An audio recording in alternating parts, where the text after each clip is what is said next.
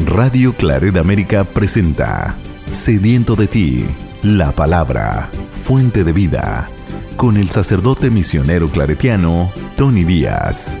Reflexiones diarias del Evangelio. Aquí iniciamos.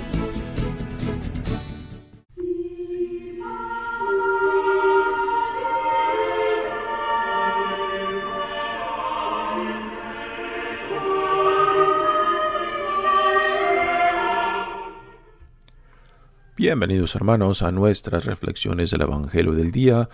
Hoy es martes de la sexta semana del tiempo ordinario. Martes de la sexta semana del tiempo ordinario. El Evangelio de hoy viene de Marcos capítulo 8, versículos 14 al 21. En aquel tiempo, cuando los discípulos iban con Jesús en la barca, se dieron cuenta de que se les había olvidado llevar pan. Solo tenían uno. Jesús les hizo esta advertencia: fíjense bien y cuídense de la levadura de los fariseos y de la de Herodes. Entonces ellos comentaban entre sí: ¿es que no tenemos panes?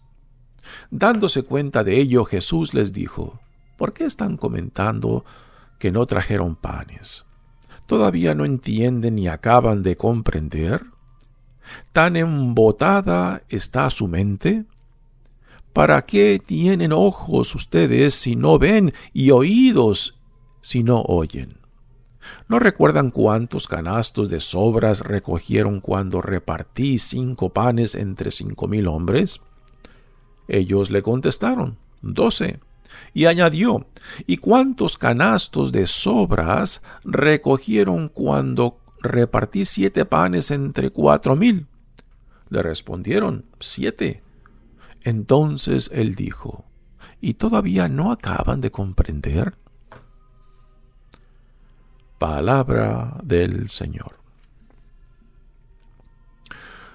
Muy bien, damos comienzo a nuestra reflexión del Evangelio de hoy. Recordamos el Evangelio de ayer, donde Jesús, cuestionado y puesto a prueba por los fariseos, tiene esta expresión, este detalle que Marcos nos da, donde dice: suspira profundamente, como un suspiro de frustración ante esta cerrazón de mente, de corazón, por parte de los fariseos, que le exigieron una señal del cielo, un signo del cielo, para que Dios comprobara, vindicara a Jesús de que Él es el enviado, el Mesías, el que tenía que venir, ¿no? Y Jesús se marcha, tristemente se marcha de la presencia de estos fariseos, se embarca y se va a otro lugar. El Evangelio de ayer ahora es continuado por el de hoy. Y tenemos a Jesús ahora con sus discípulos, donde experimenta esta misma frustración que ayer escuchamos en relación a los fariseos, y ahora esta frustración la vive también con sus discípulos, que tampoco entienden, ¿no? Ya me han escuchado varias veces decir que en el Evangelio de Marcos todos, sin excepción, quedan mal en el Evangelio de Marcos, tanto la familia de Jesús como sus discípulos, como los fariseos, todos quedan mal porque aún no entienden quién es Jesús, cuál es su identidad y su providencia, ¿no? Ahora, en el Evangelio de Marcos no es hasta después de esta escena especialmente que los discípulos de Jesús empezarán a entender y a comprender cuál es la identidad de Jesús, cuál es su providencia, ¿no? Y sabemos de que a pesar de esto, pues en el momento más crítico de Jesús, cuando es arrestado en Jerusalén, pues lo abandonan todos, ¿no? Pero es desde este punto en adelante en Marcos que los discípulos de Jesús, en cierta manera, se les empezará a caer el velo de sus ojos, ¿no? Y se les empezará a abrir los oídos para poder ver y escuchar a Jesús claramente y saber que Él es el Hijo de Dios, el enviado, el Mesías, ¿no? Pero hasta este punto, hasta este Evangelio de hoy, los discípulos de Jesús están tan cerrados como los fariseos del Evangelio de ayer. Dice el Evangelio de hoy: En aquel tiempo, cuando los discípulos iban con Jesús en la barca, se dieron cuenta de que se les había olvidado llevar pan.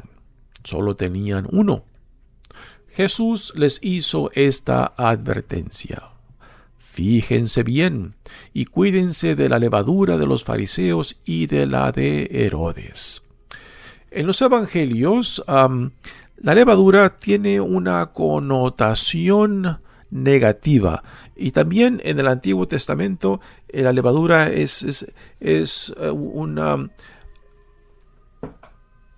un símbolo de corrupción. Por eso el pan que se prepara para la gran Pascua judía, como también para nosotros el pan que utilizamos para la Sagrada Eucaristía, es un pan sin levadura, ¿no?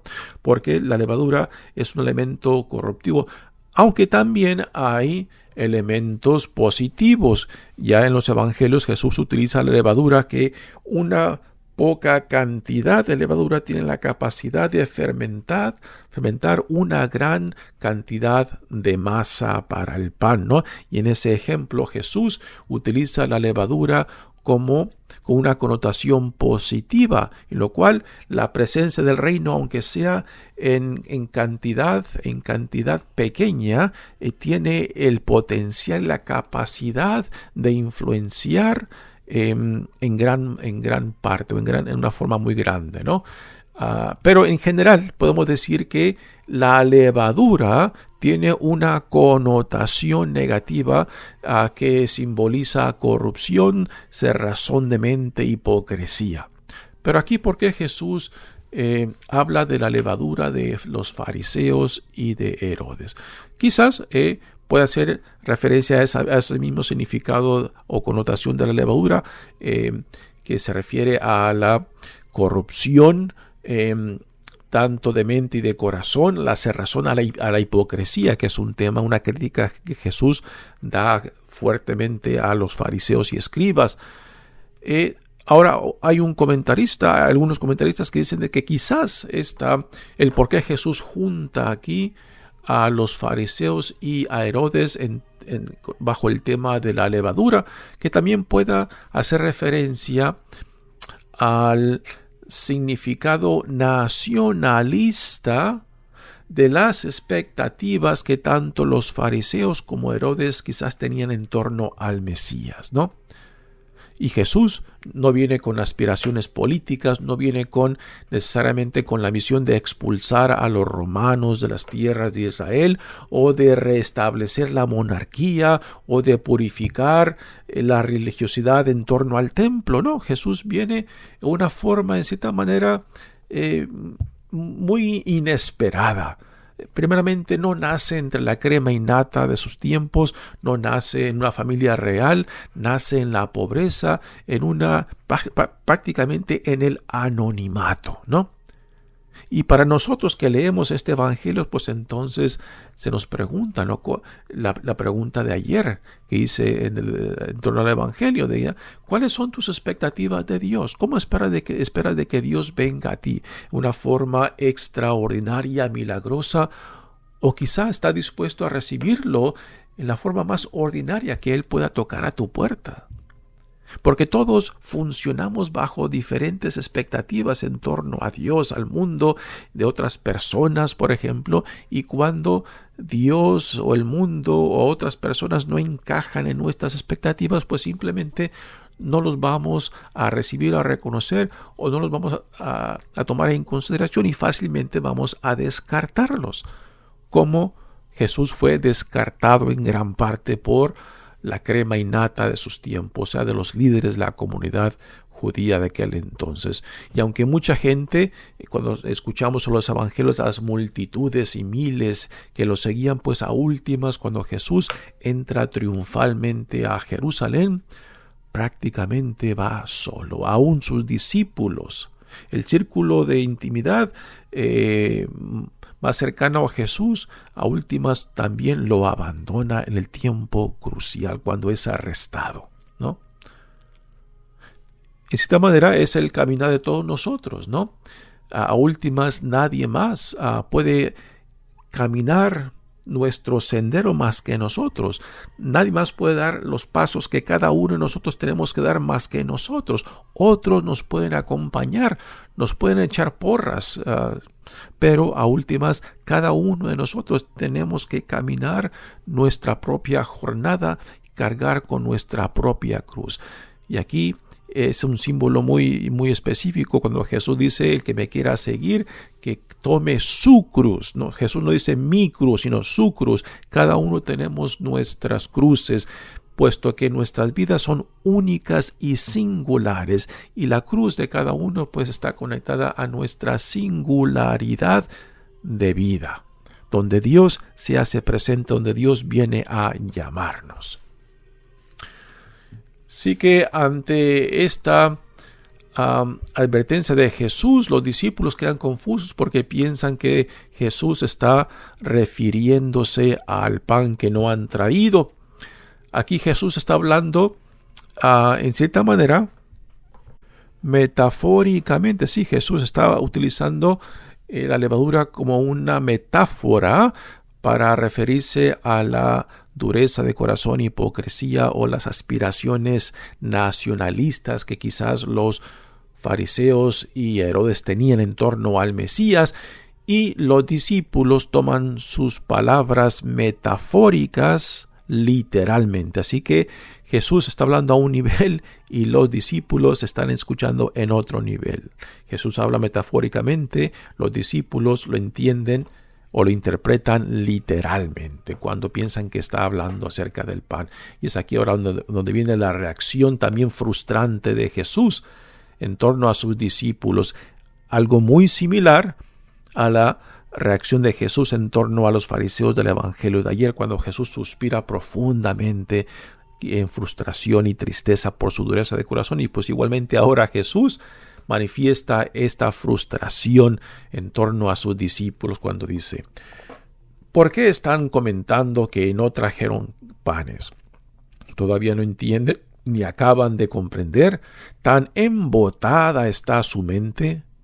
¿Para qué tienen ustedes ojos si no ven, y oídos si no oyen?